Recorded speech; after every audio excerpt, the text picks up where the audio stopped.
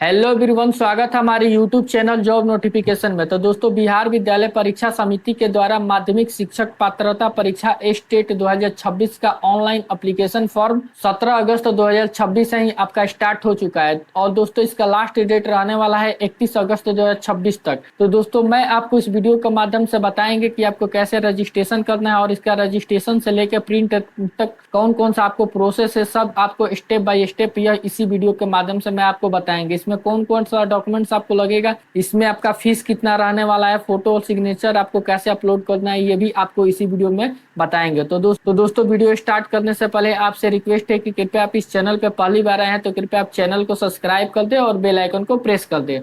तो दोस्तों, यह बार स्कूल एग्जामिनेशन बोर्ड का आपका ऑफिशियल वेबसाइट है। इसका मैं डिस्क्रिप्शन बॉक्स में आपको लिंक प्रोवाइड कर देंगे। दोस्तों, यहाँ पे आपका जो भी आपका लैंग्वेज होगा अपने अकॉर्डिंग सेलेक्ट कर देना है। यहाँ पे रजिस्ट्रेशन पे क्लिक करना है। रजिस्ट्रेशन पे क्लिक करने से पहले आपको कुछ बेसिक इन्फॉर्मेशन है वो आपको बता दूं। आपका जो भी आपका एप्लीकेशन या यूजर आईडी या पासवर्ड होगा वो आपका रजिस्ट्रेशन मोबाइल नंबर और ईमेल आईडी पे पहुंच जाएगा। आपका एग्जाम पैटर्न आपका 100 नंबर आपका जो भी स्पेसिफिक सब्जेक्ट होगा उसमें से होगा। टीचिंग से आपको 50 नंबर का और टोटल आपका मार्क्स 150 नंबर का रहने वाला है। टाइम ड्यूरेशन आपको 150 मिनट आपको देखने को मिल जाता है। दोस्तों, यहाँ पे आपका एग्जामिनेशन फीस की बात करें तो सिंपली आपको कैटेगरी वाइज यहाँ पे देखने को मिलेगा। पेपर 1 के लिए आपका जनरल बैकवर्ड क्लास के लिए आपको 960 रुपया और दोनों पेपर के लिए 1440 रुपया आपको देना पड़ेगा। एसटी और एस। तो दोस्तों, यहाँ पे क्वालिफिकेशन मार्क्स की बात करें तो आपको यहाँ पे जनरल कैंडिडेट के आपका 50%, ईबीसी का 42.5%, आपका जो भी फिजिकल डिसेबिलिटी होंगे तो 40%, जो बैकवर्ड क्लास होंगे 45.5% और एसटी और एससी कैंडिडेट होंगे उन लोगों के लिए 40% और महिला वुमेन के लिए आपको 40% आपको देखने को मिलता है। तो दोस्तों, यहाँ पे सिंपली आपको रजिस्ट्रेशन करने के लिए आपको यहाँ पे सिंपली क्लिक कर देना है। क्लिक कर देने के बाद से दोस्तों इस टाइप का आपके सामने इंटरफेस देखने को मिल जाएगा। इसमें आपका कैंडिडेट पर्सनल डिटेल्स आपको फिल कर देना। आपका जो भी नाम होगा वो आपको यहाँ पे फिल कर देना है। फिल कर देने के बाद से आपका यदि कोई मिडिल नेम होगा तो उसको आपको फिल कर देना है और आपका लास्ट नेम होगा तो उसको आपको फिल कर देना है। दोस्तों, यहाँ पे आपका जो भी आप नाम लिखेंगे वो आपका 10th का मार्कशीट के अकॉर्डिंग होना चाहिए। डॉक्टर, मिस्टर, मिसेज ये सब प्रोफेसर ये आपको नहीं लगाना है। उसके बाद से दोस्तों यहाँ पे आपको डेट ऑफ बर्थ आपको सिंपली इस पे क्लिक कर देंगे। क्लिक कर देने के बाद से जो भी आपका डेट ऑफ बर्थ होगा इस पे जैसे ही स्क्रॉल डाउन करेंगे तो आप अपने अकॉर्डिंग जो भी आपका डेट ऑफ बर्थ होगा उसको आपका ईयर सेलेक्ट कर देना है। आपका जो भी आपका मंथ होगा उसको सेलेक्ट कर देना है और सिंपली आपको यहाँ पे डेट आपको सेलेक्ट करके आपको फिल कर देना है। फिल कर देने के बाद से दोस्तों आपका कितने साल के होगा यहाँ पे आपको देखने को मिल जाता है। उसके बाद से यहाँ पे दोस्तों आपका जेंडर सेलेक्ट कर देना है। जेंडर पे क्लिक कर देना है। मेल होंगे तो आप मेल करेंगे, फीमेल या ट्रांसजेंडर अपने अकॉर्डिंग आपको फिल कर देना है। यहाँ पे मोबाइल नंबर आपको लिखना है, फिर दोबारा मोबाइल नंबर लिखना है, ईमेल आईडी लिखना है और फिर दोबारा आपको ईमेल आईडी पे। तो दोस्तों, जैसे ही ईमेल आईडी आप फिल कर देते हैं तो आपको यहाँ पे जनरेट ओटीपी पर क्लिक कर देना है। तो दोस्तों, जैसे ही जनरेट ओटीपी पर आपको क्लिक करेंगे तो आपके सामने इस टाइप का इंटरफेस देखने को मिल जाएगा। दोस्तों, सिंपली आपको जो भी आपका कैप्चा होगा वो आपको फिल कर देना है। फिल कर देने के बाद से दोस्तों आपको क्या करना है, तो दोस्तों जैसे ही आप सबमिट पे क्लिक करेंगे तो आपके सामने मोबाइल नंबर और आपका ईमेल आईडी आपको यहाँ पे देखने को मिल जाएगा। दोनों पे आपका ओटीपी आपको गया है, उसको आपको सिंपली आपको यहाँ पे फिल कर देना है। तो दोस्तों, जैसे ही आप ओटीपी फिल करेंगे तो आपके सामने यहाँ पे देखने को मिलेगा आपका डेट ऑफ बर्थ, जेंडर, आपका जो भी आपका फर्स्ट नेम, मिडिल नेम और लास्ट नेम होगा। यहाँ पे आपका मोबाइल नंबर आपको देखने को मिलेगा, ईमेल आईडी आपको देखने को मिलेगा। सिंपली आपको क्या करना है, इस बॉक्स पे आपको क्लिक कर देना है। बॉक्स पे क्लिक कर देने के बाद से तो दोस्तों बॉक्स को फिल कर देने के बाद से यहाँ पे आई एग्री पे क्लिक कर देना और देन आपको सबमिट बटन पे क्लिक कर देना है। जैसे ही आपको सबमिट बटन पे क्लिक करेंगे आपसे यह बोला जाएगा कि आपका कोई चेंज नहीं होगा, यानी मोबाइल नंबर, ईमेल आईडी, नाम जो भी आपका चेंज नहीं होगा, तो आपको केयरफुल ही आपको फिल कर देना है। तो दोस्तों सिंपली हमारा कोई गलती नहीं है तो हम अपने ओके पर बटन पे क्लिक कर देते हैं। तो दोस्तों यहाँ पे हमारा रजिस्ट्रेशन सक्सेसफुल हो गया और जो भी हमारा एप्लीकेशन नंबर है और उसका पासवर्ड है यह आपको देखने को यहाँ पे मिल जाएगा। और सिंपली इसको क्या करना है, या तो आपको फोटो ले लेना है, नहीं तो आपके जो भी आपका ईमेल आईडी और मोबाइल नंबर होगा उस नंबर पे आपको लॉगिन आईडी, पासवर्ड आपको देखने को मिल जाता है। तो दोस्तों ऊपर आपका जो भी आपका पर्सनल डिटेल्स यानी आपका जो भी नाम हो गया, जो भी आपका डेट ऑफ बर्थ है वो आपको देखने को मिल जाएगा। यहाँ पे आपको फादर्स नेम, आपको जो भी आपका फादर्स नेम है उसको लिखना है, मदर्स नेम लिखना है और यहाँ पे आपका अल्टरनेट नंबर आपको लिखना है। आपका यहाँ पे इंडियन सेलेक्ट कर देना है, यदि आप बिहार के हैं तो आपको यहाँ पे यस कर देना है, नहीं है तो नो पे क्लिक कर देना है। आपका जो भी आपका डिस्ट्रिक्ट है वो आपको यहाँ पे सेलेक्ट कर देना है, और आपका एग्जाम कौन से लैंग्वेज में आप देना चाहते हैं उसको आपको सेलेक्ट कर देना है। सेलेक्ट कर देने के बाद से आपको कैटेगरी आपको सेलेक्ट कर देना है, यानी जो भी आप कैटेगरी से बिलोंग करते हैं आपको यहाँ पे देखने को मिलेगा, आपको अपने अकॉर्डिंग आपको सेलेक्ट कर देना है। यदि आप यहाँ से बिहार का डोमिसाइल आप हटा देते हैं तो आपको सिंपली आपको यहाँ पे ओनली जनरल ही देखने को मिलता है। तो बैंक अकाउंट जो भी आपका बैंक का नाम है उसको लिखना है, जो आप उसका ब्रांच का नाम है उसको लिखना है, आपका यहाँ पे अकाउंट नंबर लिखना है, आईएफएससी कोड लिखना है।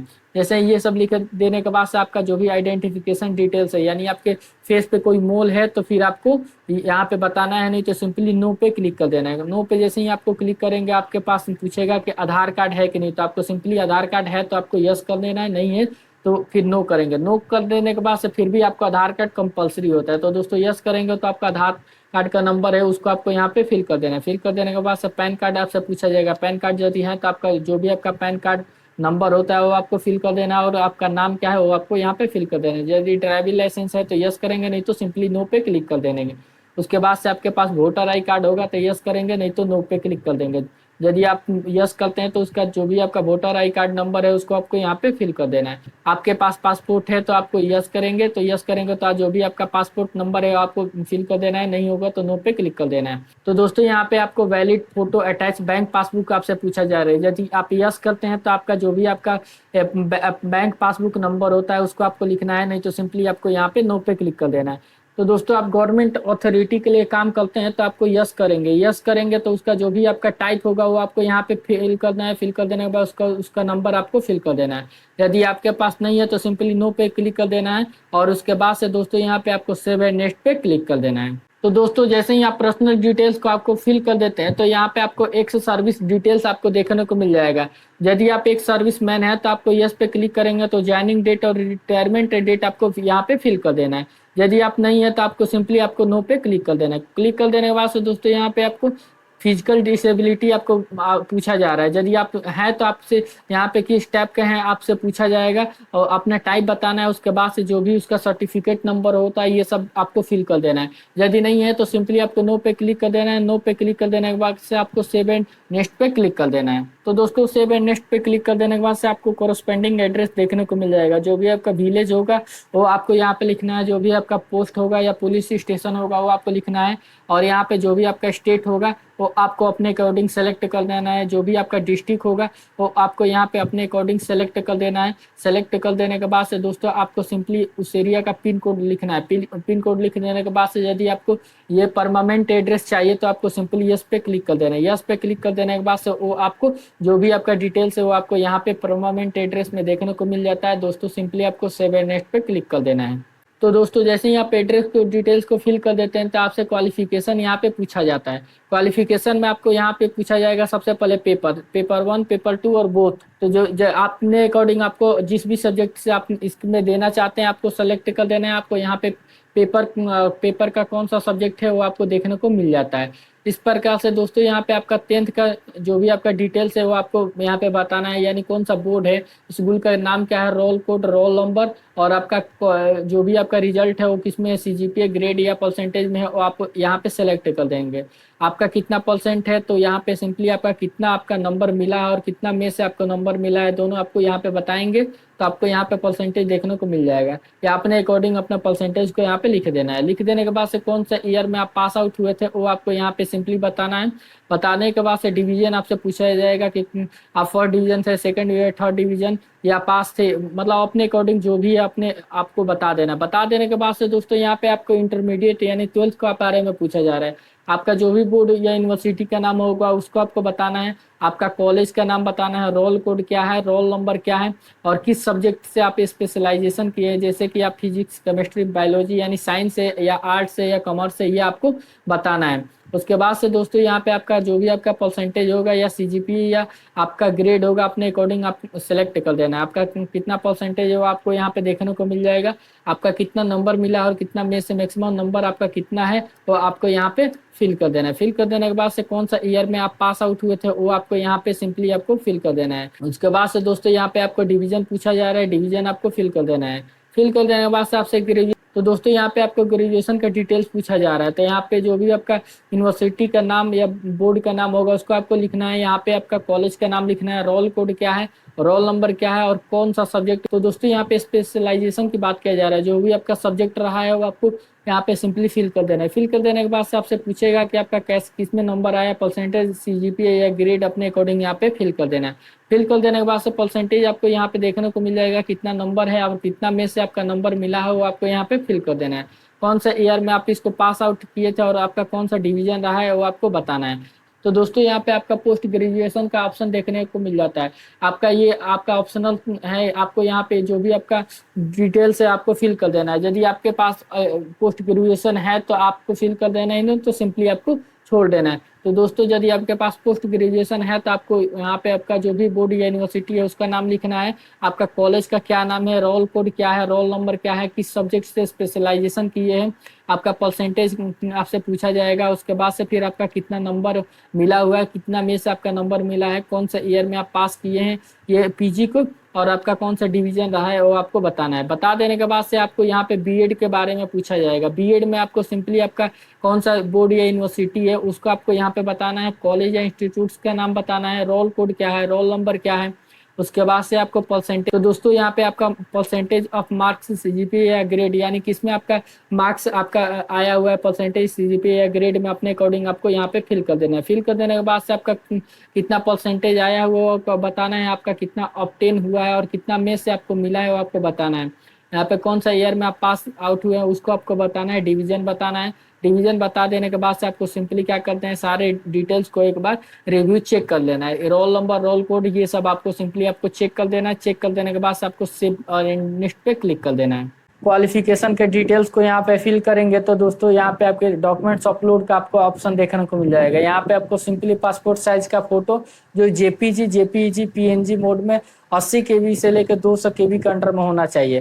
तो यहाँ पे आपको सिंपली आपको क्लिक हेयर पे अपलोड करने के ऑप्शन देखने को मिल जाएगा। तो दोस्तों यहाँ पे आपका जो भी इसका डिटेल्स है ये आपको देखने को मिल जाता है। सिंपली आपको यहाँ पे क्लिक कर देना है और अपने ब्राउजर से आपको इसको जाके वहां से अपलोड कर देना है। यदि आपका फोटो में यदि उसका साइज ज्यादा है तो सिंपली आपको क्या करना है, तो दोस्तों आपको सिंपली आपको क्या करना है, क्रोम ब्राउजर पे जाना है और वहाँ पे रिड्यूस इमेज साइज आपको क्लिक कर देना है। क्लिक कर देने के बाद से यहाँ पे बहुत सारे आपको वेबसाइट देखने को मिल जाएगा।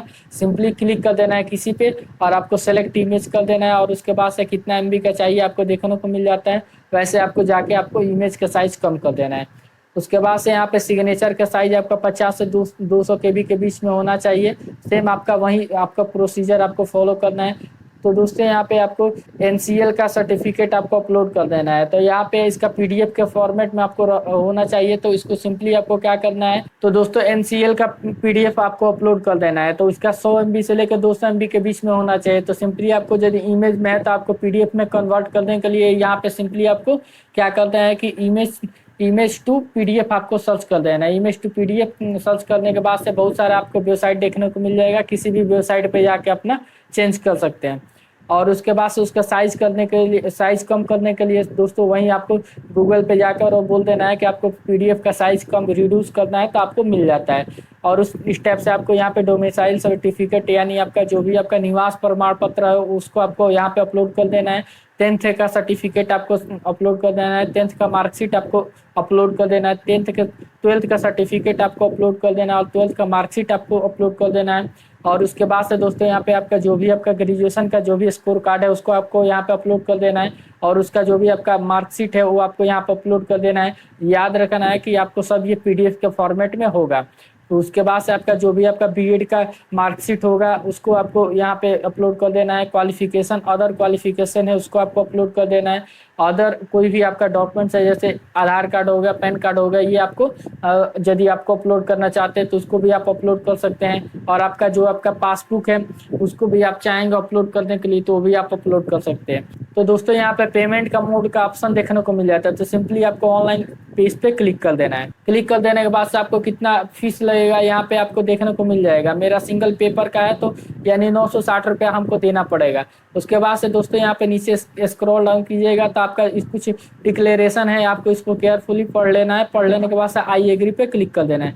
आई एग्री पे क्लिक कर देने के बाद से दोस्तों ये एक आपको कैप्चा को फिल कर देना है। कैप्चा को फिल कर देने के बाद से आपको सिंपली आपको प्रीव्यू पे क्लिक कर देना है, क्योंकि जो भी आप पिछले डिटेल्स आप फिल किए हैं उसको आपको केयरफुली देख लेना है। यदि आप में कोई मिस्टेक से आप कोई गलत डॉक्यूमेंट्स अपलोड किए हैं या आपके नाम या जो भी आपका फादर्स नेम किसी भी चीज़ में गलती है तो आप चाहेंगे दोबारा एडिट कर सकते हैं। और उसके बाद से ये सब केयरफुली देख लेने के बाद से दोस्तों सबमिट बटन पे क्लिक कर देना है। सबमिट बटन पे क्लिक कर देने के बाद से आपको ऑनलाइन मेथड आपको देखने को मिल जाएगा।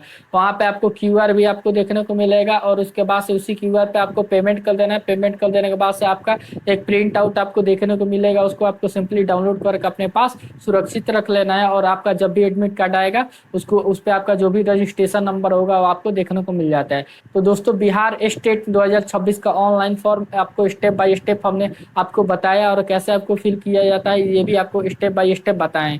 तो दोस्तों वीडियो अच्छी लगे तो कृपया आप चैनल को सब्सक्राइब कर दीजिए और बेल आइकन को प्रेस कर दीजिए।